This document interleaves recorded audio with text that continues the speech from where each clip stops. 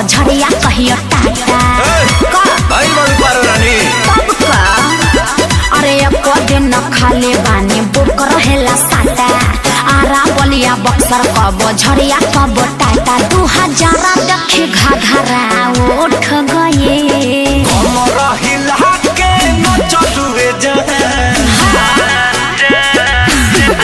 अरे बोला हमरा हिला के न चलुए जादू जी की चौकी टूट गई कलखी दबा के हंसलुए जादू जी के चौकी टूट गई अरे टूटी तबे ना जुटी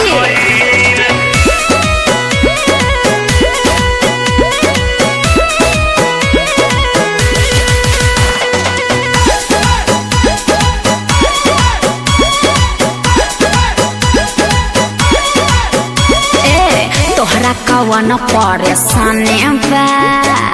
गजबे तोहारी जवानी बा। हाँ तो तोहरा का बुझाता 500 के नचनिया बनी अरे तेरे भैंसिए खोल ले जो तोहरा कवन परेशानी बा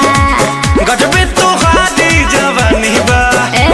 अरे चल बोली के चाल देख के छाती काहे फाटे अदा और स्टाइल के ना जोड़ा कोनो बाटे आजा लूटे वाला सब है लूट गए हमरा हिला के न चलुए अरे बोला हमरा हिला के न चलुए जादू जी के चौकी टूट गई कलखी दबा के हंसलुए जादू जी के चौकी टूट गई हाँ तो टूटी ना टूटबे करी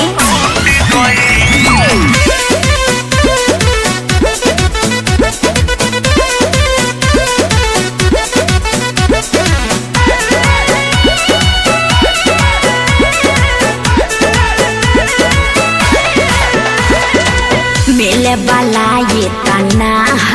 बुझला घर बोला तोहरो कहाँ काहे बताई तहरा के हो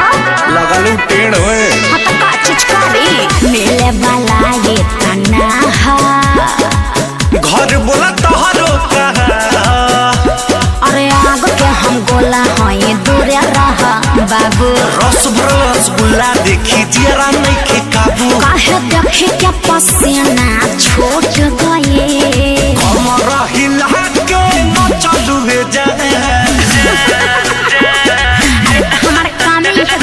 हमरा हिला के न चलुए जादू जी के चौकी टूट गई कलखी दबा के हंसलुए जादू जी के चौकी टूट गई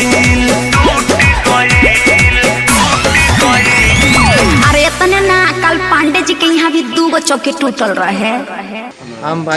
राहुल बॉस हम वीडियो बनाते हैं बहुत मेहनत लगता है भाई लाइक करें और शेयर करें और सब्सक्राइब बेल आइकन को दबाना ना भूलें।